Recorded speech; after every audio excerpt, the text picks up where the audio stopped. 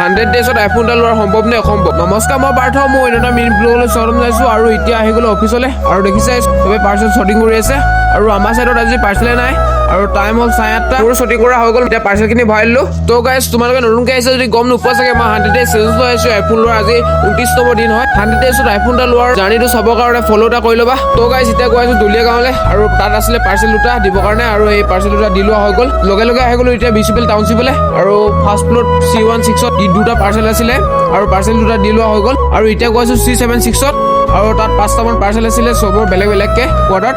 আৰু third floor গৈ আছোঁ এতিয়া পাৰ্চেলটো দিবৰ কাৰণে আৰু চাই থাকা কেনেকৈ দিওঁ পাৰ্চেলকেইটা। তো গাইজ এই 7টা পাৰ্চেল দি লোৱা হৈ গ'ল আৰু এতিয়া যাম নেক্সট লোকেশ্যনত। টাউনশ্বিপত পাৰ্চেল দিবলৈ এটা কাৰণে ভাল যে OTP ল'লে হৈ যায় আৰু ইয়াত বোলে বাইদেউ নাই ঘৰত আৰু চাইডৰ OTP কেইটা দি দিলে মোক আৰু চাইডত থৈ যাব ক'লে জোতা ষ্টেণ্ডৰ ওপৰত আৰু থৈ দিয়া হৈ গ'ল। তো গাইজ আজি পাৰ্চেল আনিছোঁ 54টা আৰু দিলোঁ 46টা আৰু কিমান ইনকম কৰিলোঁ তোমালোকে কমেণ্ট কৰি জনাবা আৰু এতিয়ালৈকে যদি ফ'ল' কৰা নাই ফ'ল' কৰি ল'বা। আজিলৈ ইমানেই, নেক্সট ভিডিঅ' লগ পাই আছোঁ, বাই।